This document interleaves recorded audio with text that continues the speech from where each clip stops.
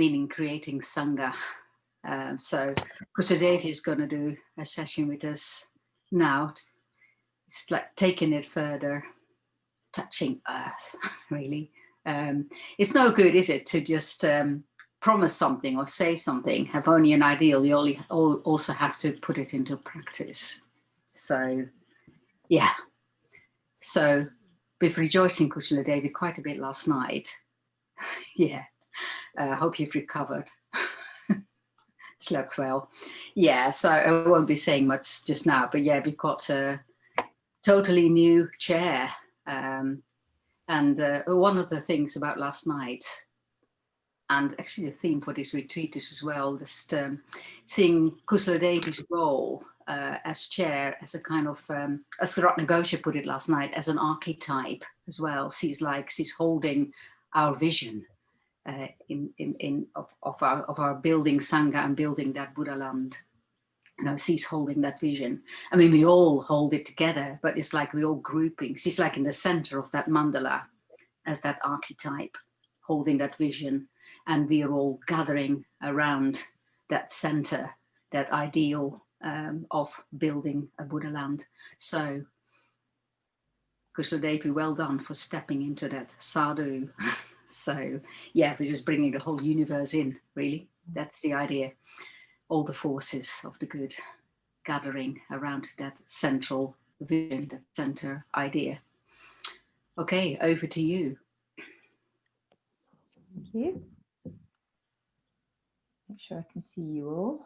And,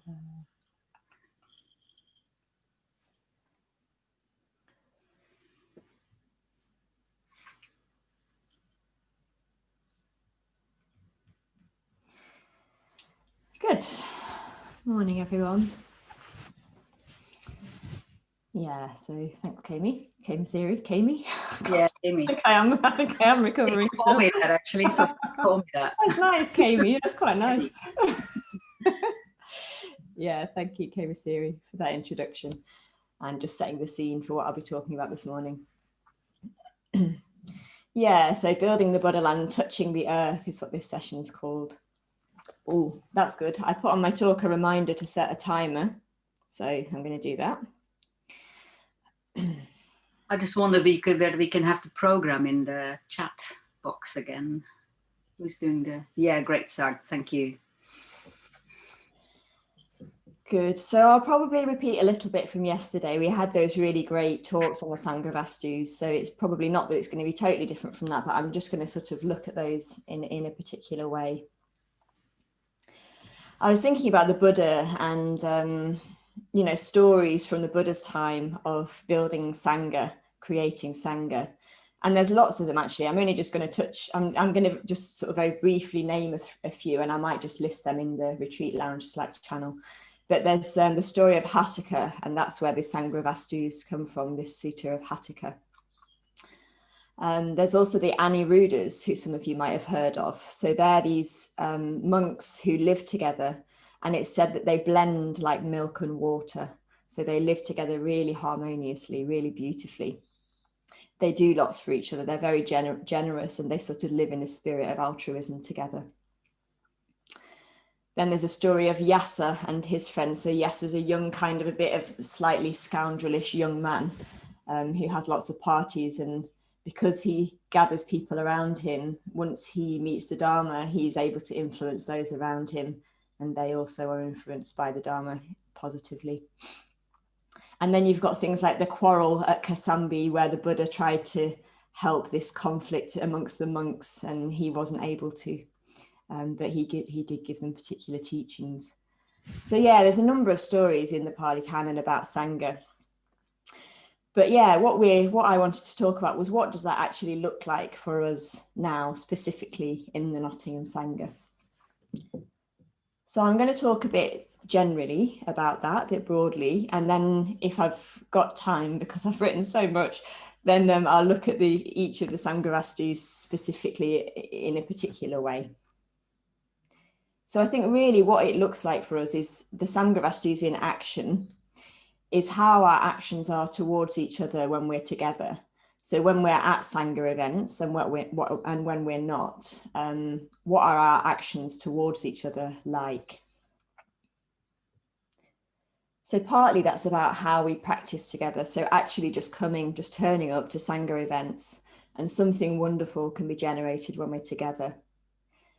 I know for myself, sometimes I could feel a bit tired or a bit bored, or like, oh, I don't quite fancy going along tonight. But I always know that if I make the effort to turn up and be with the Sangha, I always feel better afterwards, no matter what happens, whether I don't agree with the talk, or, it doesn't matter whether that experience of what is there is positive or not. It's like just being together in the Sangha has a very positive effect every time. I always feel better after Sangha contact. So there's something for myself about showing up, but there's definitely something for others as well. If we don't turn up and everyone else doesn't turn up, then there's no one there. How can we practice Sangha if there's no people?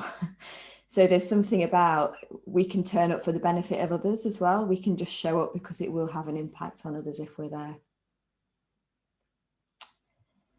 And then our practice of meditation, ritual, Dharma study, discussion, practicing together in these sort of many ways.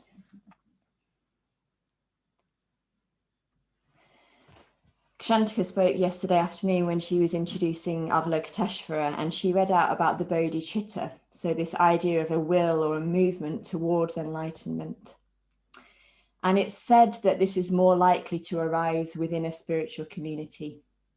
So in a way, it can arise out of that intense interaction of true individuals. So people who are in really free association with each other, not conforming with the group in a particular way, not rebelling against the group in a particular way. That's a really high ideal.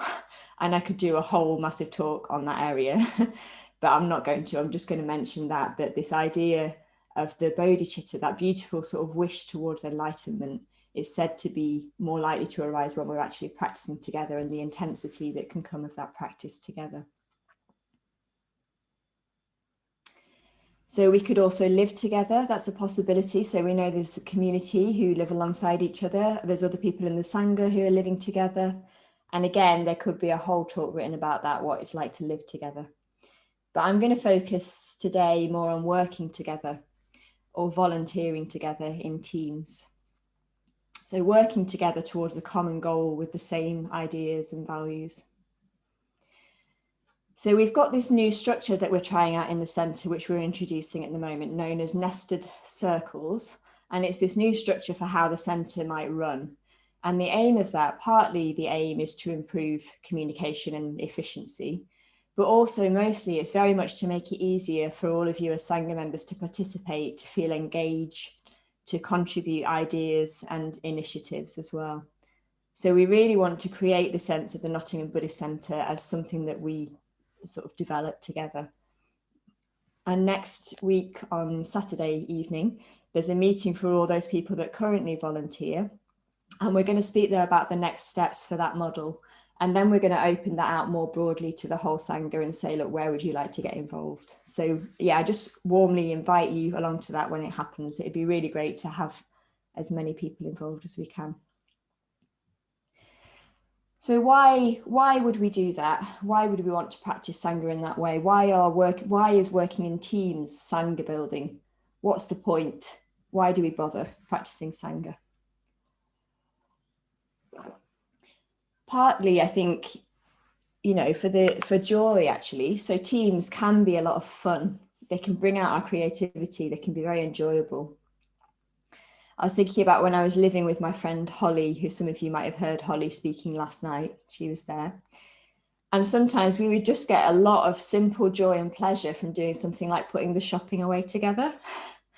So we'd get back from a big shopping trip and we'd both be sort of moving around each other in the kitchen, putting the shopping away. And we'd just both be like, oh, like there was just this wonderful thing about working together in harmony and how beautiful that can be. So there's a joy there, but there's also the fact that teams can alert us to our weak areas and our blind spots, things that we wouldn't necessarily see if we worked alone. And then comes the opportunity for practice, so we can see that positively as well.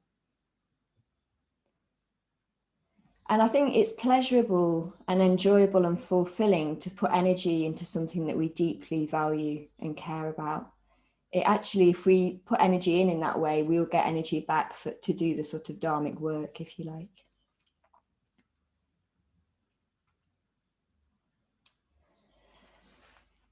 So Sangha, the founder of this movement also speaks about when he's talking about work as a practice, as a spiritual practice, he's spoken before about the opportunity for insight when you're working together. So he did this great seminar in 1993 with the people who worked at Windhorse Trading. So this was these, some of you will have heard of the gift shops, the Evolution gift shops, and Windhorse Trading was the sort of warehouse that provided the goods that were sold in those gift shops. And it was the largest team-based right livelihood within Triratna. And what Sangha was speaking about when he met with them was he was sort of addressing that he'd heard lots of views that insight could arise through meditation within the movement, but people were wondering what's the point of us working together? Is it actually possible for insight to arise when we work together? And Sangha was being very challenging and saying, well, of course it is. You know, meditation isn't the only way. Meditation perhaps is more temperamental in the sort of Indian culture for insight to arise there. But he said, you know, look at Japan, for example, some of the Zen stories of enlightenment where people are doing very normal things, but perhaps in quite an extreme situation. You know, there's these stories of like dropping a pot and it's smashing. So there's this sort of extreme situation where someone can sort of suddenly wake up. And he also talks about the idea of having a sort of an existential edge or a question, something where things feel just quite intense for us in a way. So he said bereavement in a way can have this effect, you know, something where we feel we see reality much more clearly because of something quite an intense experience. And there's really the opportunity there to see things as they really are. And in a way, what will help us to do this as well is if we also are doing something like Dharma study. So we have a sort of Dharmic perspective or a clarity of thought. And this will just help us recognize those opportunities where insight might be close, if you like. And in that seminar, Sangha uses an example of feeling angry. So he says, in a way, there's sort of two ways of working with that. You can use the samatha approach, which is a calming approach. So that's where we'll notice it in our body, we'll bring kindness, we'll sort of soothe it in a particular way, which is a useful approach. But then he says there's also the opportunity of working with in a more Vipassana approach, insight approach. And that's where you'd sort of stay with the tension and perhaps ask questions like, what is this anger? Who's getting angry here? Who is this I that is so upset in this moment? So sort of just really asking ourselves those questions and just seeing, what can I learn about being in this sort of crucial situation? And he also says that if we do have insights, then they should have a bearing on our behavior. So they should help us become more ethical, kind, aware, and generous. So yeah, work in a way is an opportunity to bring that deep care about something you're doing, but also challenges. So you have this kind of koan there of both of them, and that's where there's an opportunity for something else to arise a bit.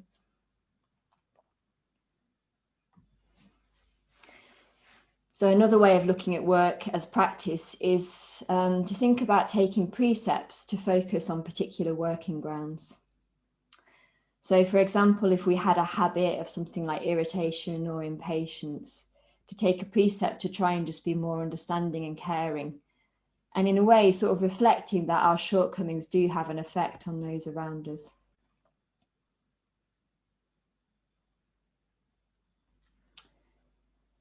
And in this area of taking a precept, I think it's important to think about our views as well. So what views underlie our behaviour? And the potential of sort of taking a personal precept to work on those views. So for myself, something that I often or sometimes experience is paranoia. So thinking that I'm not doing things well enough, or that others think that I'm not good enough. And what I have to do is just really recognize when that arises and remember that that's a familiar story, but that doesn't necessarily make it true.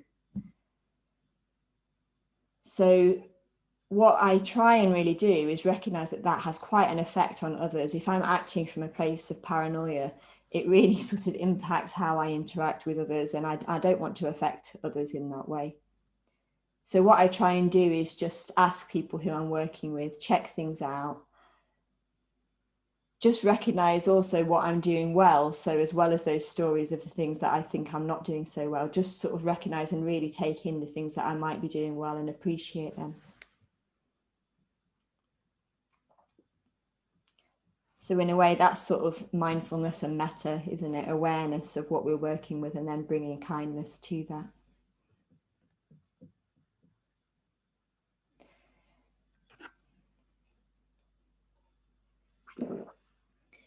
I think there's this lovely opportunity of ritual as well when we're working together.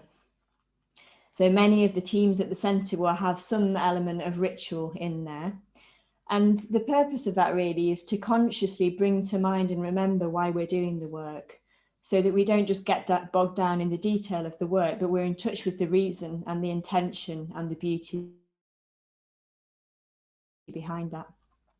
And that is really important so that we don't just get swept away by the detail of it all. And I think with ritual, we can play a bit. So some of you will have seen Sangha Retreat, who was there last night.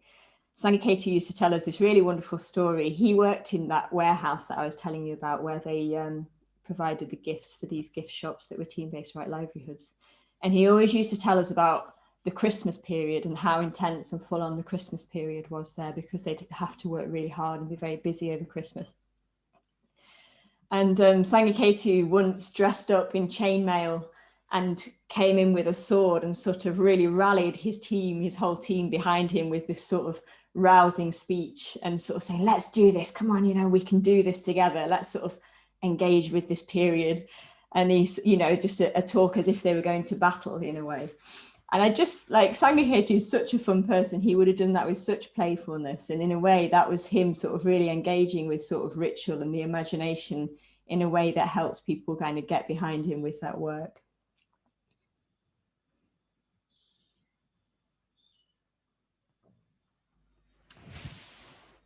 I was also thinking about sort of spiritual friendship when we're working together, and this idea of like the benefits in a way of not choosing who we work with. So with spiritual friendship, we're trying to go beyond that ideal of like just being friends with people that we like.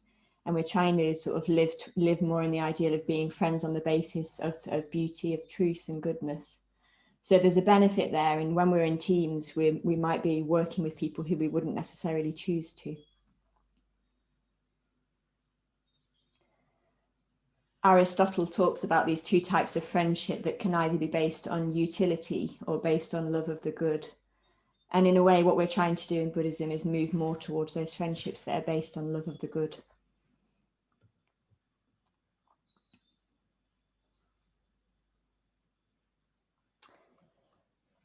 So another area with workers' practice is putting our own preferences aside. This is quite a challenging one. So this is a really strong practice, letting go of what we want and letting someone else have what they want, but without feeling resentment. I mean, that's a tall order. So if we notice resentment, then that's what we can then work with. We can work with that resentment, look at our underlying views, look at our expectations. Are they fair? Are they true? Are they in line with reality? So I've got an example here when I was living with my friend who was also Buddhist many, many years ago. And she had cats, and she just wouldn't very often empty the cat litter or put the bins out in our house when we were living together. And it just used to really frustrate me. And I'd go through these periods of sometimes I'd think, right, I'll just do it then. So I'd sort of empty the cat litter and I'd take all the bins out and everything. But I'd kind of be like, I'd be stomping around thinking, oh, for goodness sake, and like muttering away in my mind, thinking, oh, this is ridiculous. I'm doing it again. And oh, I can't believe it. And I realized, okay, I need to make a choice here, because actually all this is doing is like fueling my resentment. So I realized I needed to make a choice, either empty the cat litter, empty the bins, but without resentment. So do that when I feel I can do that out of generosity, or just leave it and speak to her and ask if she would do it, and then just put up with if it wasn't done. Yeah. So that was just such a good practice to try and do that. And I did also get into communication with her, and, you know, but it was just, we were just different. Our standards of living together were just very different. And there's nothing wrong with that. It's not like one was the right way and one was the wrong way. But it's more that I was fueling this resentment by going, right, I'll do it again then, you know, just sort of stomping around. So what the path of responsibility when we're working together really means, it doesn't mean taking on loads of work, having more worries, getting overstretched. Responsibility in this sense means having an active awareness of our own tendencies and a willingness to work closely and communicate with others. So we have a responsibility not to become overworked and to know our own capacities. No one else can tell us that. That's our responsibility personally.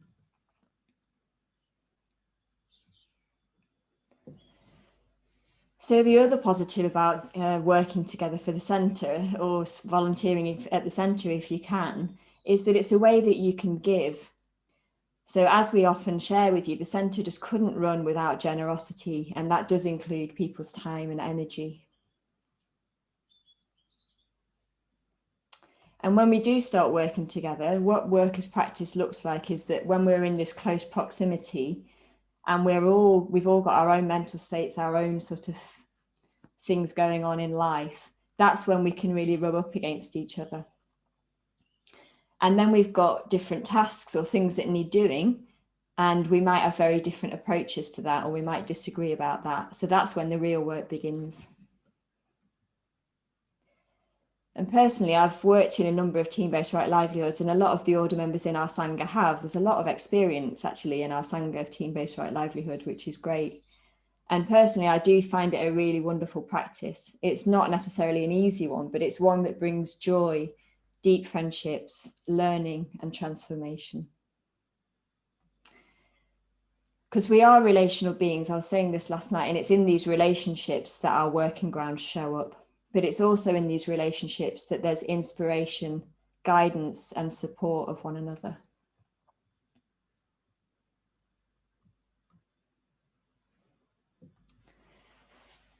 So when we're practicing the Dharma, what we're really trying to do as well at the highest level is see through the delusion of this fixed, separate self.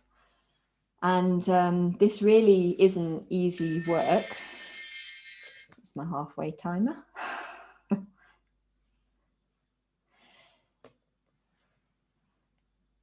Because we don't want to let go of our wrong views, do we? We sort of hold tightly to them. We're attached to our wrong views. They make us feel safe. But the beautiful positive side of this is that when we see we're not fixed and separate from each other, we actually feel deeply connected to each other. And we see that we have an effect on each other, and we can choose whether that effect is one of inspiring one another, which doesn't mean we have to feel good all the time. It means how we approach and work with and exemplify practice, like Shantika was saying yesterday. So we can choose, do we inspire each other by working with our minds, or do we do things which hurt and harm each other? Okay, so I'm going to skim again over those Samgravastus and to sort of dig a little bit more deeply into each of them. I'm going to try and look at the sort of positive practice, the challenging practice, and the pitfalls, or the things that we need to watch out for in each of those areas. So generosity. So as I was saying earlier, our centre is really reliant on volunteers, and it always has been. We're very fortunate at the moment that we're now able to support 4 people full time. And that is due to the generosity of you all, of the Sangha, financially. But also we are doing a lot, and we couldn't do that without people who are giving their time really freely as well. So I think sometimes it can look like we're very set up as a centre, that we're sort of providing this service. And I was thinking about like other online offerings at the moment. There's so much online, isn't there? And sometimes there's these big events online where you can just sort of drop in and out, and it's quite impersonal. So people might go along, get something out of it, like a course or something, and then sort of leave when they've got what they wanted. But in the Sangha, we're trying to do something quite different to that. We're really trying to create and build it together. So it does require for each person to engage as much as they're able to. We do have a structure. So we have a council, we have legal trustees of the charity, and the council also look at the spiritual direction. But we also just invite the whole Sangha to contribute in a spirit of generosity. And that is quite a different way of relating to what we're used to. It's not based on an exchange or a transaction, but it's just based on an ideal of generosity or dana. And yeah, Jyoti just spoke very beautifully about dana, generosity, yesterday. So at its highest, this sort of flow of energy where there's no restriction of that energy. It's not sort of tied to me or mine. It moves very, very freely. And there's a beauty in seeing others receiving or enjoying the benefits of that generosity. Personally, when I'm feeling a bit tight or I'm struggling a bit or feeling a bit inward, what can really, really help that is if I give or do something for others. I'm not always ready to do that straight away. Sometimes I just need to be a bit patient and kind and just sort of be with what's going on. But I always notice that if I can just for a moment sort of do just one thing, even a small thing for someone else, it immediately sort of broadens my awareness and helps me feel more connected to people.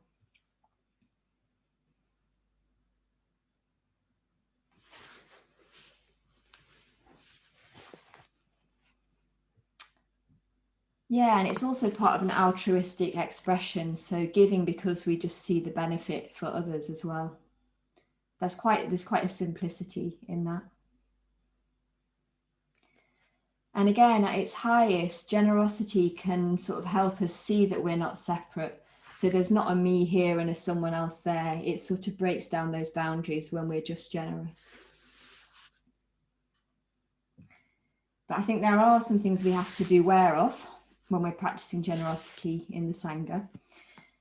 I think we have to be aware of becoming a bit of a martyr, of getting over responsible, of feeling resentment, as I was speaking about earlier, or of feeling blame for others. So as I was saying, we just really have to, as much as we can, just take responsibility for our own energy, our own inspiration, and also communicating with others. No one else can do that for us, so we really have to do that as much as we can ourselves. So this is quite a practice for me. I can feel very inspired and say yes to lots of things. And then suddenly I can end up being in a bit of a cycle where I do too much and then I suddenly feel a bit like, oh, I can't take any more on. And then I build up again and do too much and then can't take any more on. So I just really have to acknowledge what I bring to that. Part of my practice and my learning there and what I'm constantly practicing with is just learning to say no if I think I've got too much on, and learning to manage my own time better and just communicate better around that.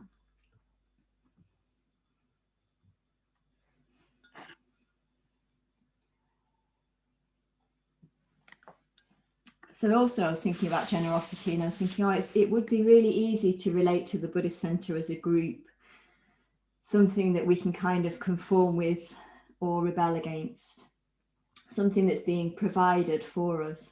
But as I was saying, ideally, what we're doing in the Sangha is we're all contributing together and shaping the center together. And if you want to do that, then that does mean you might end up taking on some responsibility. And it might be that some of your illusions are shaken a bit. So once we start working together, sometimes we see that the people that we trust and respect aren't living up to our ideals of what we thought they were like. So when that happens, how can we stay receptive to others in the Sangha as people who we might learn from, whilst also being discerning about that?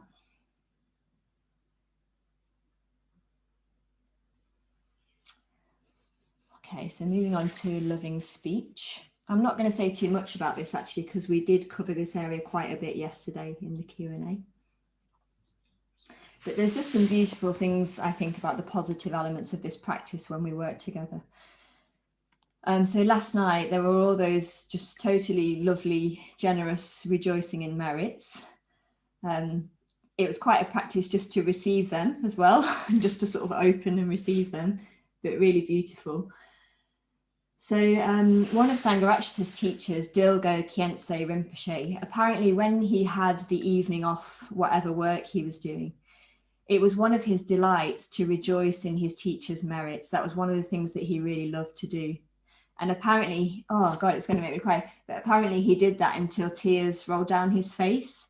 And it's like, oh, how amazing is that? Just to, in your time when you're not working, just to choose to rejoice in your teacher's merits until you feel so moved that you're in tears. Yeah, I just find that very beautiful. So we need to do that. We need to make time and space to talk about our practice, our inspiration together.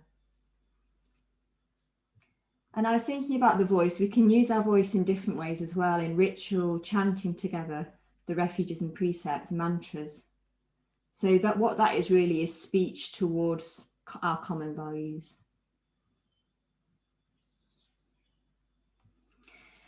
And yesterday we were touching a bit on some of the pitfalls of this area, loving speech, and how difficult it is in a way, what a minefield speech is, I think. So, you know, some of the practices might be if we're feeling tired or impatient or stressed, anything that might affect our communication. Can we just recognize that and just make an intention to be as kind as possible without blocking that experience?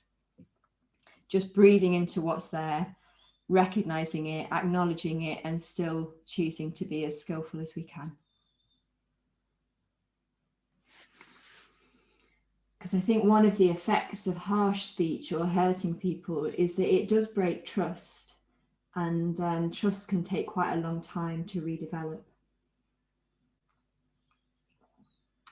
But as we were saying yesterday, as Paraga said, superficial niceness isn't what we're trying to do either, because that might not necessarily be authentic or congruent or truthful. I was thinking about just remembering for me the first time that I really noticed that needing to say something that felt a bit more charged or like taking a risk in that way. And Kshantika and Karanavacharya, if they're here, might remember that. So it was in Mitra study. So I was in the centre, downstairs in the centre, we had our Mitra study group. And I remember one week in Mitra study, we were sort of, actually, Lynn, you might have been in that group, I can't quite remember, but we were sort of downstairs studying together, and someone said something in the group that I didn't particularly agree with. And I felt this kind of like burning in my stomach, and I could even feel like my face was going red and everything. But I just felt like I couldn't say it because it was a different point of view to them. And that had happened before. That was a familiar experience for me. It wasn't new. But for some reason, through practice, through awareness and kindness, I noticed that that was there this time. And I sort of said to the group, oh, look, I just need to let you all know that sometimes I might sort of disagree, but I've not been saying it. And I really want to practice that in this group. Like I was saying to them, I feel safe to practice that in this group. But I just said, oh, it might come across a bit clunkily. Like it might sound like I'm being a bit strong or something. So when I named it like that, it made it much easier for me to then just start saying what I felt about things. And everyone in the group, I remember particularly those of you who know Jo James, sadly Jo died, she's not with us anymore, but she really rejoiced when I started doing that. She said, oh, it's so wonderful to hear you just sort of telling us that that's what you want to do. And I really encourage you. I'd really love you to start doing that more. Yeah. So yeah, I was just thinking about that in speech and how important that is, just like feeling that trust between each other.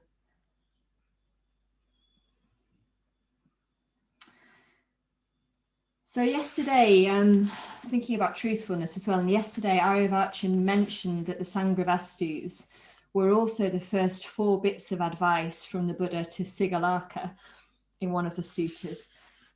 And that sutta is about how to respect our friends and colleagues. So he gives Sigalaka 5 bits of advice. The first 4 bits of advice are the first 4 Sangha Vastus. But the fifth bit, I looked it up this morning, and it's truthfulness or honesty. So we were speaking yesterday, weren't we, about speech and beneficial, kindly speech. So obviously the Buddha also recognized that as well as kind speech, we do need to be honest as well. Yeah, so can our speech both encourage and support people, and also challenge when that's needed, help people work with their tendencies?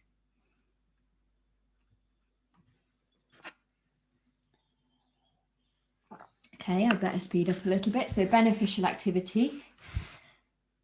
So I was thinking about how the work that we do might not be particularly tasks that we love. So at the Buddhist Center, obviously if you are wanting to get involved, there's only a particular kind of tasks that might need doing or that we might need help with. So it might not be that you feel like you've suddenly sort of found your vocation. There's a particular role that it's like, yes, I've always wanted to do that all my life. But the beneficial nature is this act of doing it with others and for others. So that's what's beneficial about it. So sometimes it might be that the task itself is not something that you're necessarily that interested in.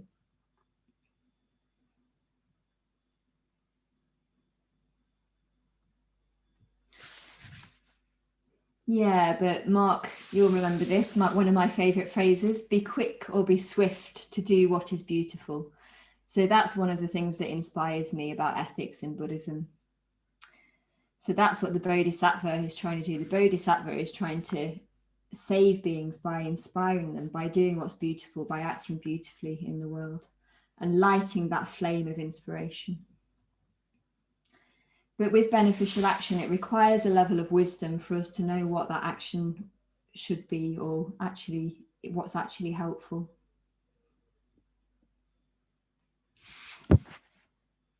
So I was speaking earlier about this opportunity to really see into the nature of things when we're in an intense or crucial situation.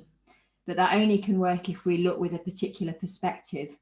Otherwise, we'll just get stressed and tired and perhaps even into self-pity, thinking about myself, some of those tendencies. So we have to keep a perspective of what can be learned here.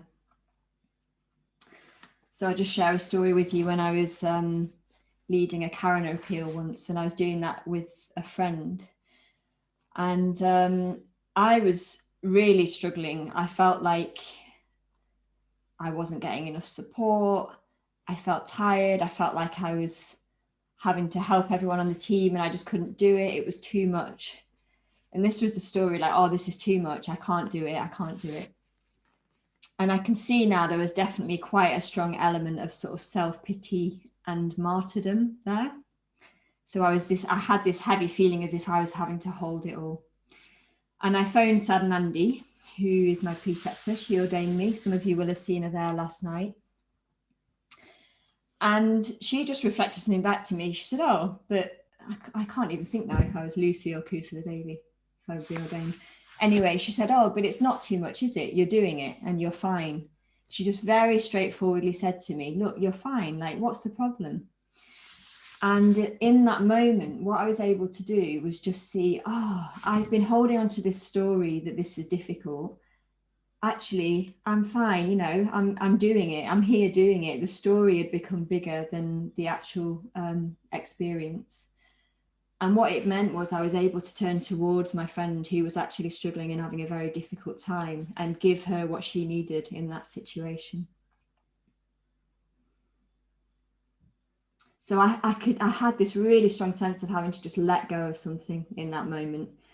And because I was able to do it, I was able to just move towards her. So there was definitely a moment of sort of a spiritual death there, like letting go of this story and just sort of getting myself out of the way a little bit. And it did definitely change the dynamic of how I relate to now when I think things are too much. I don't believe that story so much. And I'm able to sort of take care of myself more and also have the perspective like, oh, this will pass. This is just temporary.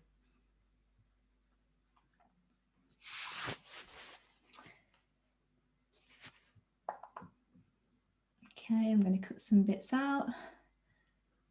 So we were speaking on the council recently, actually, about these two elements of care and efficiency, just thinking about beneficial action. And we've been speaking about how can we just sort of really have both of those in a situation.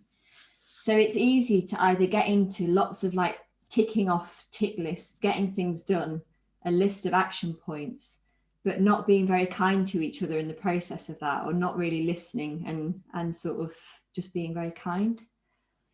Or we can spend a bit too much time going into how we are, how we're feeling, listening and responding to each other, but then forget to actually get anything done.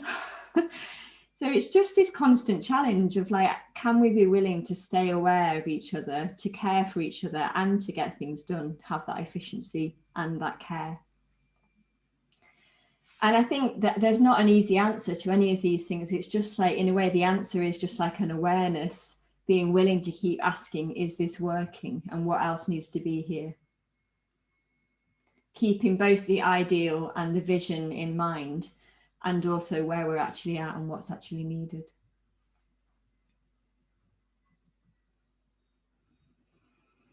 Okay, so exemplification, I'll just very quickly go through that. So yeah, again, Shantika touched on this yesterday, but communicating that, both the vision and beauty, but also our failures and our efforts to transform. And I mentioned last night this phrase that going for refuge has to be caught and not taught. So it's when we see practice in action in others that we really learn. So just another little story about Sadhanandi, my preceptor. When I was on retreat once, we were doing a walking meditation outside. There was a woman on the retreat who was deaf blind, and I just saw Sadhanandi. So we were sat in meditating, and then she rang the bell, and at that moment we were going to go outside and do the walking meditation in silence. And I saw Sadhanandi take Helen's hand and lead her to a wall outside and sort of walk along with her, sort of leading her hand along the wall. And all this was done in silence, but she was sort of showing her, she was giving her the independence to do that thing herself. So that Helen, who was deafblind and had no sort of point of reference when we were doing the walking meditation, suddenly Sadhanandi was sort of led her hand. She would have been counting how many steps she was doing, and just sort of showed her that that wall was a safe place that she could walk up and down and do this walking meditation. And when I saw that, I just cried. I was just like, oh, it just felt so beautiful just seeing someone exemplifying how I wanted to be in the world. So I think there's a really, when we see something that's inspiring, that can just lead to faith arising in us. Like there's a possibility for us to act differently in the world. So with that final Sangavastu, Samanatata, as well as exemplification, it also means the exchange of self and other. So often we think of ourselves as the centre of the world, don't we? Like everything revolves around us. And I guess I just wanted to drop in there, like, what is it like to think in a different way? So in Buddhism, we have these, what's known as mind training, and they're very sort of challenging ways of working with the mind. There's phrases like, don't wait in ambush, don't wallow in self-pity. There's this whole area of like working with adversity and difficulty as the path itself. So it's a high practice, it's a difficult practice. So I'll just read you one of the verses, which I found particularly challenging. When someone out of envy does me wrong by insulting me and the like, may I accept defeat and offer the victory to them. So that is just so challenging, isn't it? But also really inspiring, and how amazing if we could do that, challenge our usual sort of self-centered mentality and just hold loosely to our sort of self-view.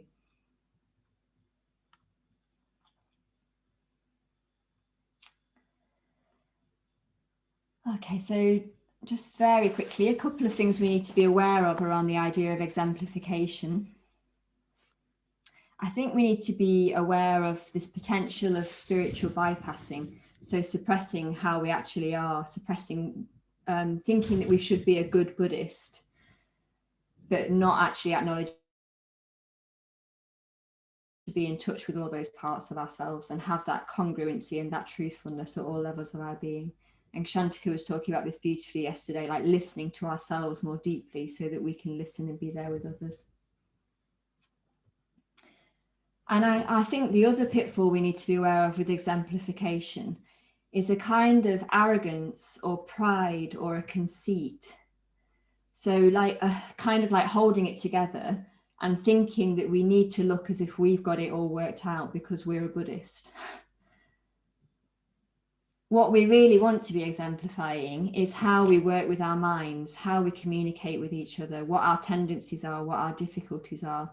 That doesn't have to look like we're all sorted and we're all perfect. Okay, I am going to end now because time's going on.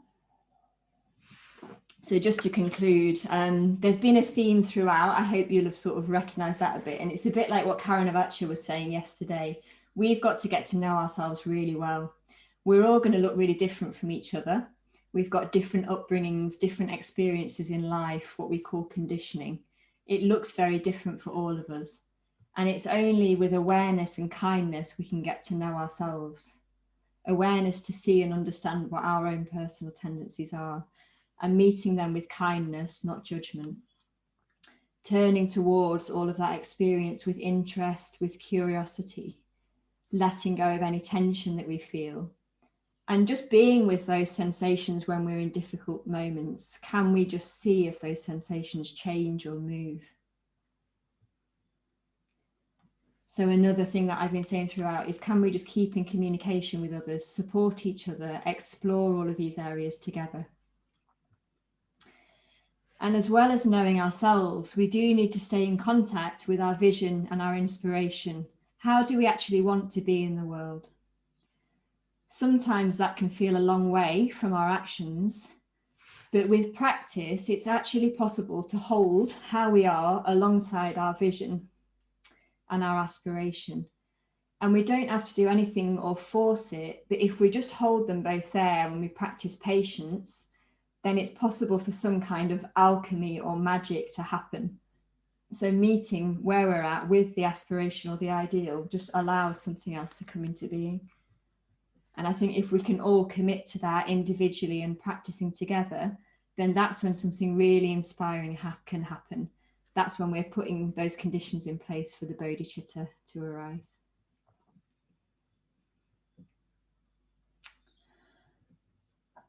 Okay, so we're going to go into a tea break. So we've got about 10 minutes. We'll come back together, I think. Let's have it a bit longer, Kusaladevi. It's fine. Yeah. Let's take a quarter of an hour. Yeah, great. So we're back by, so we say, about 5 past, coming back in. And then we'll all are together first, and then we go into groups. And should we stay logged in? Yeah, we can stay logged in now. Yeah. If Okay. that's in the groups. Hey, thank you, Kusaladevi.